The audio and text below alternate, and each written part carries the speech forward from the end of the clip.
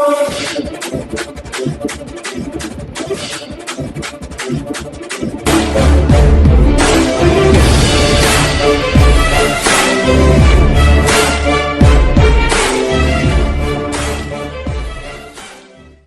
उन्होंने अभी लिया है 23 तारीख को। उसके अंदर दावा कर रही थी कि हम फेयर पेपर लेंगे, लेकिन सरकार ने किया क्या है? देखिए, ये सभी के सामने आ चुका है कि 8-8 लाख रुपए में सौदे हुए हैं इस भर्ती के, की तक बिकी है इसकी, और फिर सरकार अपना पल्ला झाड़ रही है कि ये नकल है या गलत है। बल्कि आप खुद देखिए, जब न्यूज़पेपर में जब रंगे हाथों किसी व्यक्ति को पकड़ लिया जाता है की के साथ, तो कहीं भी शक की गुंजाइश नहीं होती है। ये तो सरकार सिर्फ अपना पल्ला झाड़ रही है। अरे सरकार की मंशा गलत है। सरकार सारे काम औरों पे नाम रखे, दूसरी सरकारों के नाम रखे, राजनीतिक खेल खेल के हमारे साथ धोखा कर रही है। और सरकार, ये सरकार भी भ्रष्ट है, और इसने भी अपनी भर्तियों में घोटाले खूब किए हैं। और जो ये हमें आज नौकरी नहीं दे रही है, 1983 को आज जब इन्होंने बाहर बिठा दिया है, ये इन्होंने सरासर गलत किया है। ये राजनीतिक चाल थी, इनकी आपसी झगड़ा था हुड्डा के साथ। नमस्कार, पैरा हिंदुस्तान न्यूज़ में आपका स्वागत है। खबर रोहतक से। पीटीआई टीचर कविता ने 23 अगस्त को बर्खास्त पीटीआई की ली गई परीक्षा पर लगाया प्रश्न चिन्ह। जब परीक्षा से पहले ही पेपर की आउट हो गई तो फिर कैसे रही परीक्षा? सरेआम खुली धांधली होने के बावजूद सरकार इसे महज नकल करार देकर नकारने पर कर रही है कोशिश। 23 अगस्त को ली गई परीक्षा तत्काल हो रद्द। भाजपा सरकार पर पीटीआई टीचरों के आंदोलन को तोड़ने की षड्यंत्र रचने का लगाया आरोप। 2-5 आंदोलन के चेयरमैन व हरियाणा पेरेंट्स ज्वाइंट समिति के अध्यक्ष रोहतास ने पीटीआई के समर्थन में दिया धरना।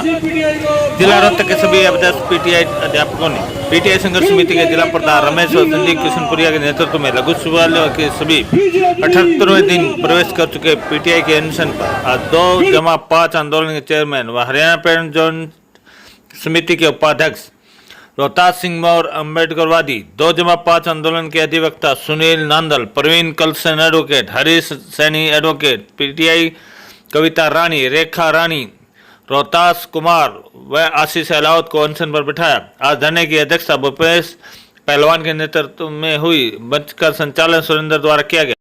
बर्खास्त पीटीआई टीचर कविता ने भाजपा जेजेपी गठबंधन सरकार को आड़े हाथे लेते हुए कहा कि ये सरकार सबसे भ्रष्ट सरकार साबित हुई है। सभी नौकरियों में भ्रष्टाचार हुआ है। उन्होंने गत 23 अगस्त की बर्खास्त पीटीआई की ली गई परीक्षा पर प्रश्न चिन्ह लगाते हुए कहा कि जब परीक्षा से पहले पेपर की आउट हो गई और पेपर में जमकर नकल हुई तो यह परीक्षा फेयर कैसे रही? इस परीक्षा से पूर्व ही कई दलाल 8 से 10 लाख रुपए लेकर परीक्षा को पास करवाने व पीटीआई की नौकरी लगवाने की गारंटी लेते घूम रहे थे। परीक्षा के दौरान हुई धांधली इस बात का स्पष्ट प्रमाण है। कविता ने सरकार पर गंभीर आरोप लगाते हुए कहा कि इस परीक्षा के लिए 8 से 10 लाख रुपए लिए गए कि बिकी है इस पेपर की। सरकार कितनी बेशर्म है कि सरेआम इतनी खुली धांधली सामने आने के बावजूद वह इसे महज नकल करार देकर नकारने की नाकाम कोशिश कर रही है। हमारे कई साथियों को भी ऐसी ऑफर दी गई थी। उन्होंने सरकार से 23 अगस्त को ली गई परीक्षा को तत्काल रद्द करने की मांग करते हुए कहा, जिस परीक्षा की एक दिन पहले ही 22 अगस्त को लोगों तक पहुंच गई और वह परीक्षा फेयर कैसे हो सकती है? उन्होंने भाजपा सरकार पर पीटीआई टीचरों के आंदोलन को तोड़ने का षड्यंत्र रचने का आरोप लगाते हुए कहा कि हालांकि हमारे कुछ साथी षड्यंत्र में झांसे में आगे थे, किंतु वे अब उनके पास वापस लौट आए हैं। हमने सरकार के षड्यंत्र को पूरी तरह से फेल कर दिया है। सरकार हमारे साथ राजनीतिक खेल खेल रही है। सत्तारूढ़ दल भाजपा के नेताओं के साथ पूर्व सीएम भूपेंद्र हुड्डा के साथ 36 का आंकड़ा है। हमें सिर्फ इसी झगड़े का बलि का बकरा बनाया गया है। आज धरने पर पहुंचने वालों में वीरेंद्र हुड्डा एडवोकेट ने आकर धरने का समर्थन किया और कहा कि सरकार की दोषपूर्ण नीति और हठधर्मिता के कारण आज 1983 पीटीआई सड़कों पर बैठने में मजबूर हो गए। इन शिक्षकों को जहां खेल के मैदान में खिलाड़ियों को खेल में उत्कृष्ट भागीदारी के लिए तैयार करने के लिए जाना चाहता था, वहीं दूसरी तरफ हरियाणा सरकार ने आज सड़कों पर बैठने का मजबूर कर दिया है। हम इसकी गौर भर्त्सना करते हैं। इसी कड़ी में बबीता फोगाट एडवोकेट ने भी धरने पर आकर सभी पीटीआई शिक्षकों का समर्थन किया और राजेश डबास हरियाणा अभिभावक संघ प्रधान झज्जर ने भी इस धरने पर आकर पीटीआई 1983 का समर्थन किया। उन्होंने कहा, हम आपके आंदोलन के में कंधे से कंधा मिलाकर साथ देंगे और किसी भी प्रकार के आपके संगठन द्वारा कॉल की जाएगी तो उसमें हम आपके साथ कहीं भी चलने को तैयार होंगे। आज धरने पर सभी गणमान्य व्यक्तियों सहित जिले के सभी पीटीआई व डीपी मौजूद थे।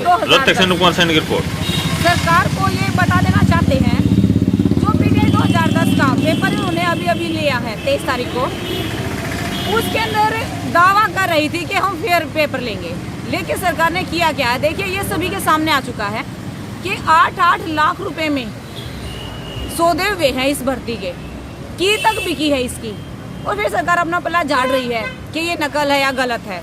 बल्कि आप खुद देखिए, जब न्यूज़पेपर में जब रंगे हाथों किसी व्यक्ति को पकड़ लिया जाता है की के साथ, तो कहीं भी शक की गुंजाइश नहीं होती है। ये तो सरकार सिर्फ अपना पल्ला झाड़ रही है, लेकिन ये सही है क्योंकि हमारे में से भी बहुत सारे लोगों के पास इसके ऑफर सरकारी तरफ से आए हैं कि 8 लाख रुपए, 10 लाख रुपए, ये उन्होंने अपने रेट एक निर्धारित कर रखे थे कि हम आपको नौकरी देंगे, और इसी में वे हमें बहकाने में नाकामयाब रहे। सिर्फ हमारे कुछ साथी ऐसे हैं जो किसी भी कारण से लगाइए, किसी की मजबूरी थी या किसी भी उनके बहकावे फुसलावे में आ चुके हैं।